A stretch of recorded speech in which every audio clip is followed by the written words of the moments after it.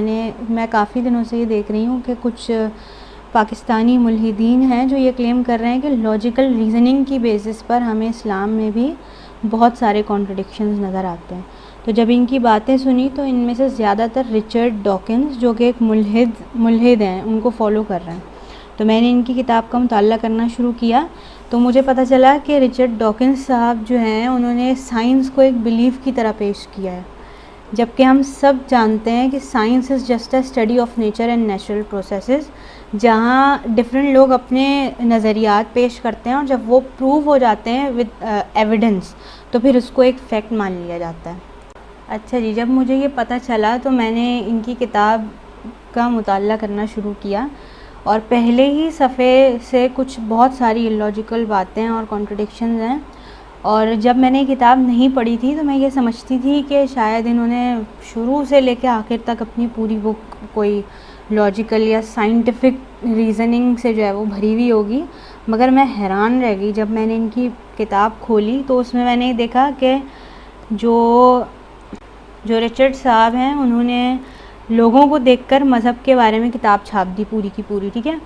کتاب کے شروع ہی سے انہوں نے دنیا کے دو بڑے مذاہب کو ٹارگٹ کرنا شروع کر دیا، ایک اسلام اور دوسرا کرسچینٹی، جو کہ آج سب کو پتہ ہے کہ دنیا کے دو بڑے مذاہب ہیں اور دونوں مذاہب مونوتھیسٹک ریلیجن ہیں، یعنی جو ایک خدا کو مانتے ہیں. ٹھیک ہے، اور ان کے لیے نفرت پیدا ہو جائے اسی لیے انہوں نے سب سے پہلے اس کی نیگیٹو لوگوں کو اس مذہب کے ہائی لائٹ کیا ہے اس میں سب سے پہلے، کیونکہ جو لاجیکل لوگ ہوتے ہیں نا ان کے لیے ایک سے زیادہ خداؤں کا کوئی تک نہیں بنتا، تو انہوں نے سب سے پہلے جو ہے وہ اسلام کو اور کرسچینٹی کو ٹارگٹ کیا ہے اور ان کے لیے بالکل مطلب نفرت پیدا کر دی ہے. اور میں انشاءاللہ ان کی کتاب پہ ایک پوری سیریز بناؤں گی، کیونکہ ان کی جو کتاب ہے وہ تقریباً 500 صفحات کی ہے، جس میں مطلب ایک ویڈیو میں بحث کرنا بالکل ناممکن سی بات ہے. اور انفارچونیٹلی ملحدین جو ہوتے ہیں ایتھیسٹ یہ فرماتے ہیں کہ قرآن چھوٹا بھی تو ہو سکتا تھا. تو کیا رچرڈ ڈاکنز اپنی کتاب کو، یا جتنے بھی ایتھیسٹ ہیں یا جو کوئی بھی ہے، وہ اپنی کتاب کو 3 یا 4 صفحات میں ختم نہیں کر سکتے تھے صرف اور صرف اپنا نظریہ بتا کے اور اپنا مین پوائنٹ جو تھا وہ رکھ کے؟ اتنا زیادہ نقشہ کھینچنے کی کیا ضرورت تھی؟ چلیں تو اب شروع کرتے ہیں. سب سے پہلے تو میری ویڈیو کو لائک کر دیں اور سبسکرائب کریں اگر چینل کو سبسکرائب نہیں کیا ہے، اور ایتھیزم کے بارے میں اور ایتھیسٹ کے بارے میں اور جاننے کے لیے میری ویڈیوز کو دیکھتے رہیے. اچھا جی، انہوں نے اپنی کتاب میں یہ فرمایا ہے کہ آپ ایک ملحد ہو سکتے ہیں، ایک ایتھیسٹ ہو سکتے ہیں جو کہ خوشحال ہو، ٹھیک ہے، اور خوش اخلاق ہو اور بڑا ایک مناسب سا انسان ہو اور بہت عقل مند ہو. تو سب سے پہلے جو دیکھنے والی چیز ہے کہ ایتھیسٹ وہ ہوتے ہیں جو سائنس پر بلیو کرتے ہیں، لاجیکل ہوتے ہیں اور ایویڈنس مانگتے ہیں ہر چیز کے لیے. تو رچرڈ سے کوئی یہ پوچھے کہ اگر ایسا ہی ہے کہ سائنس ہمیں تہذیب سکھاتی ہے اور ساری مورل ویلیوز سکھاتی ہے، تو آج تک ہم میں سے کسی نے سائنس میں یہ کیوں نہیں پڑھا ایز اے مین چیپٹر کہ ہمیں بڑوں کا ادب کرنا چاہیے اور ہمیں چیریٹی دینی چاہیے اور ہمیں رشتہ داروں اور دوستوں سے خوش اخلاقی سے پیش آنا چاہیے اور ہمیں اپنے رشتہ داروں سے تعلق ختم نہیں کرنا چاہیے، اور جبکہ سب یہ جانتے ہیں کہ یہ چیزیں بہت ضروری ہیں ایک معاشرے کے لیے، اور اگر یہ نہ کریں ہم تو اس کے نقصانات کیا ہو سکتے ہیں. تو میں نے تو اپنی پوری زندگی میں آج تک نہ سائنس کی کتاب میں یہ پڑھا نہ میتھس کی کتاب میں یہ پڑھا. ہاں، مگر میں نے اپنی اسلامیات کی کتاب میں یہ ساری چیزیں ضرور پڑھی ہیں، اور جو کہ قرآن کا اور حدیث کا ہی حوالہ دیا جاتا ہے جن باتوں کو بتانے کے لیے اور سمجھانے کے لیے. اور اگر اب یہ مورل ویلیوز سائنس میں ایڈ بھی کر دیتے ہیں یہ لوگ، تو جس طریقے سے یہ کہا جاتا ہے کہ اسلام سے پہلے جو لوگ مر گئے تو ان کا کیا ہوگا، تو ان سے آپ یہ پوچھئے کہ جو لوگ سائنس کی دی گئی مورل ویلیوز سے پہلے مر گئے، یا جن لوگوں نے قتل کیا اور کہیں اور بھاگ گئے کسی اور ملک میں جس میں ان کو مطلب سزا نہ مل سکے اور جانوروں کو تنگ کرتے رہے ہیں، ان لوگوں کا کیا اور ان بیچاروں کا کیا جو وکٹمز بنے؟ ان کو تو سائنس نے بتایا ہی نہیں کہ زندگی کیسے گزارنی ہے. اچھا، آپ لوگ یہ بالکل مت سمجھیے گا کہ میں سائنس کے خلاف بول رہی ہوں، کیونکہ سائنس ہماری ترقی کے لیے ایک بہت ضروری چیز ہے. بس میں صرف یہ جو میرا پوائنٹ ہے وہ یہ بتانا چاہ رہی ہوں کہ سائنس اور مذہب دونوں میں بہت فرق ہے، اور نہ ہی سائنس نے آج تک یہ کہیں پروف کیا ہے آن دا بیسس آف ایویڈنس کہ خدا نہیں ہے۔ اور ایک اور آپ کو مزے کی بات بتاؤں کہ سب سے پہلے جو یہ لوگ چارلس ڈارون کی تھیوری کو بیچ میں لاتے ہیں، دا تھیوری آف ایولیوشن، تو سب سے پہلے ابن خلدون جو کہ ایک مسلمان سائنسدان تھے، انہوں نے یہ نظریہ پیش کیا تھا، جس کا ذکر اب کہیں نہیں کیا جاتا۔ اچھا جی، دوسری بات انہوں نے کسی چینل کا حوالہ دیا ہے، چینل 4، جو کہ ویسے ہی ایک اینٹی ریلیجن چینل ہے، اور اس کی کسی ڈاکیومنٹری کا ذکر کیا ہے، روٹ آف آل ایول، ٹھیک ہے، جس میں مذہب کو سارے کرائمز کی جڑ بتایا گیا ہے۔ اور آج سب جانتے ہیں، اور اگر نہیں جانتے تو کائنڈلی آپ سرچ کریں، انٹرنیٹ پہ دیکھیں کہ جو نان ریلیجس کنٹریز ہیں ان کا ذرا آپ کرائم ریٹ جا کے دیکھ لیں، اور نان ریلیجس لوگوں کے کارنامے بھی آپ کو آسانی سے آج کل مل جائیں گے۔ تو انڈیویجولس کے کرائم ریٹ کا مذہب سے تعلق کوئی نہیں ہے، تو یہ ان کی یہ بات بھی غلط ثابت ہو گئی بالکل۔ And he has given the reference of Muslim to be born in Afghanistan, آپ یہ دیکھیں۔ اچھا جی، پھر انہوں نے اپنی بک میں ہومو سیکشولس کا حوالہ دیا ہے، اور ہومو سیکشولس وہ ہوتے ہیں جو کہ سیم جینڈر کی طرف اٹریکٹڈ ہوتے ہیں، اور مطلب ان کے رائٹس اور لاز جو بھی یہ لوگ سب کہتے ہیں۔ تو سب سے پہلی بات تو یہ کہ جب ہومو سیکشولس کے لیے رائٹس اور لاز پاس نہیں ہوئے تھے، اس سے پہلے ان کی دنیا میں کیا تعداد تھی آپ ذرا وہ بھی سرچ کر کے دیکھ لیں، اور ان لوگوں کی اب کیا تعداد ہے آپ وہ بھی سرچ کر کے دیکھ لیں، اور جس کا صاف ان کی مطلب انکریزنگ ریٹ سے اس کا صاف مطلب یہ سمجھ میں آ رہا ہے کہ یہ ایک نیچرل چیز نہیں ہے۔ اور جب ہم ایک ظاہری سی بات ہے ان نیچرل چیز کو پروموٹ کرنا سٹارٹ کر دیں گے تو دنیا کی آبادی کیسے بڑھے گی، اور دنیا کی آبادی کا کیا ہوگا، اور یہ ویسے ہی دنیا کے لیے جو ہے وہ ایک تباہی کا ذریعہ بنے گا۔ اچھا جی، پھر یہ کہتے ہیں کہ ٹھیک ہے اگر تباہی کا ذریعہ نہیں ہے تو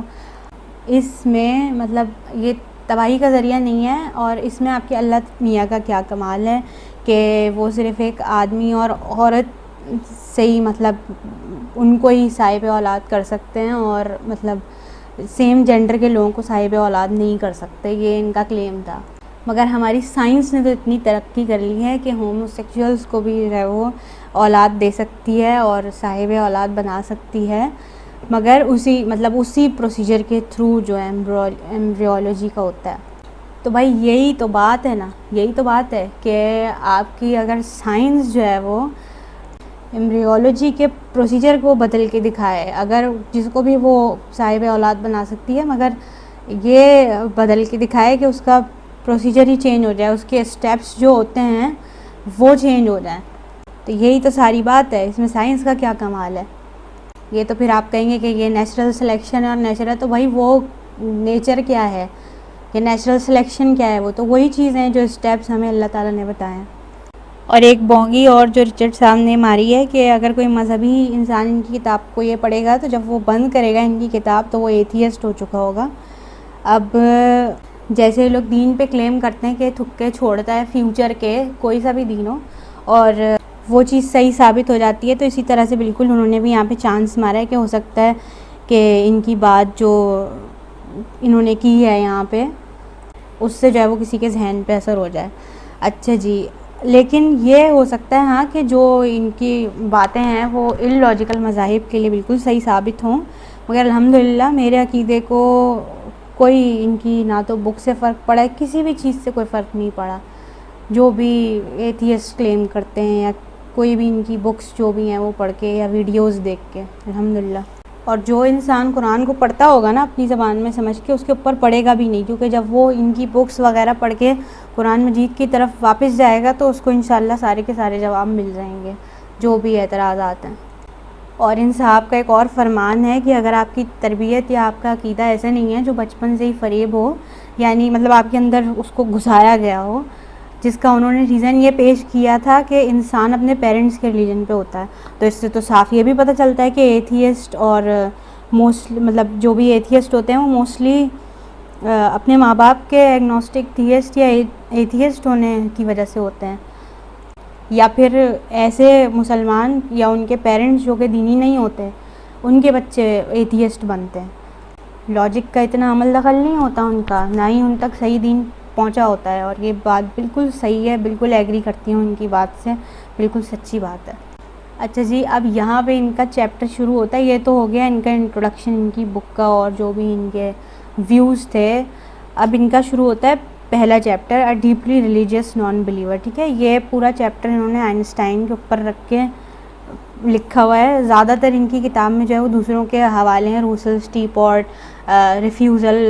کارل سیگن کا. باقی مطلب اتنے زیادہ ان کا اپنا کوئی اس میں نظریہ شامل نہیں ہے. زیادہ تر جو ہے وہ انہوں نے کبھی کسی چینل کا حوالہ دیا ہوا ہے، کبھی کسی اور سائنٹسٹ کا حوالہ دیا ہوا ہے. تو بھائی آپ اپنے سوچ کے بھی کچھ لکھیں، اپنی سوچ سے جو آپ کے ذہن میں آتی ہیں باتیں. اچھا جی، انہوں نے جو کارل سیگن کو کوٹ کیا ہے، انہوں نے یہ فرمایا ہے کہ کوئی بھی میجر ریلیجن، یاد رکھیں یہاں بھی صرف میجر ریلیجن کی ہی بات ہو رہی ہے، سائنس کو دیکھ کر اس نتیجے پر نہیں پہنچا کہ یہ ہماری سوچ سے بہتر ہے اور کائنات بہت بڑی ہے، جتنا ہمارے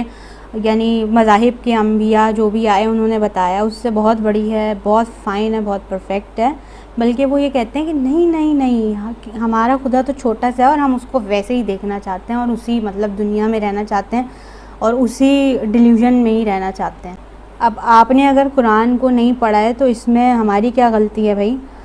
اور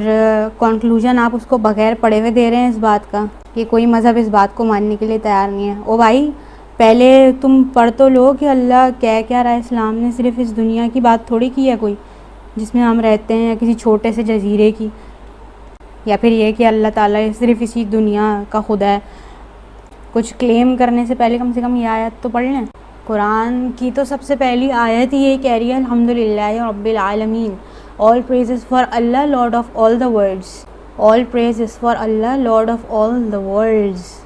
پھر آپ سورۃ البقرہ کی آیت نمبر 131 کا مطالعہ کریں. قال له ربه اسلم قال اسلمت لرب العالمین. when his Lord ordered him submit to my will, he responded I submit to the Lord of all the worlds. آپ سورہ نساء کی آیت نمبر 134 دیکھیں. من کان یرید ثواب الدنیا فعند اللہ ثواب الدنیا والآخرہ وکان اللہ سمیعا بصیرا. Whoever desires the reward of this world, then let them know that with Allah are the rewards of this world and the hereafter, and Allah is all seeing and all hearing. اب آپ ہیں ہی اتنے genius کہ ہم کیا کر سکتے ہیں کہ بغیر پڑھے ہوئے، بغیر سمجھے ہوئے کچھ بھی اٹھا کے لکھ دیا. اور پھر آگے انہوں نے آئنسٹائن کے اوپر پورا بھرا ہوا ہے اور اس چیپٹر کا کافی حصہ. جبکہ یہاں آپ دیکھیں کہ جب ریلیجس لوگ آئنسٹائن کو کوٹ کرتے ہیں تو ان کو بڑا مسئلہ ہوتا ہے، مگر یہاں خود بھی اپنی کتاب میں انہی کا سہارا لے رہے ہیں. ٹھیک ہے، مگر اس بارے میں ہم بات انشاءاللہ اپنی نیکسٹ ویڈیو میں کریں گے کیونکہ ویڈیو بہت لمبی ہو جائے گی، آلریڈی کافی لمبی ہو چکی ہے.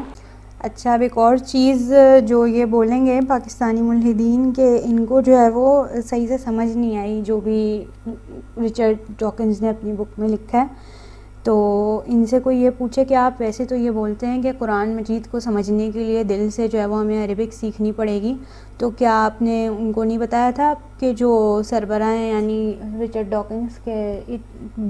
بک آپ کی اتنی ایزی ہونی چاہیے کہ ساری دنیا سائنس کی مورل ویلیوز کو اور ایتھیزم کی مورل ویلیوز جو ہیں اس کو بہت آرام سے سمجھ سکے. تو یہ بھی آپ کا کلیم بالکل بیکار ہے کہ کسی کو یہ سمجھ میں نہیں آئی بک. ٹھیک ہے، اور اس میں آپ مروڑ توڑ کر دیں اپنی مرضی سے، تو یہ this is not fair and this is not the reason. تو میری ویڈیوز دیکھتے رہیے، انشاءاللہ پھر ملیں گے. اللہ حافظ.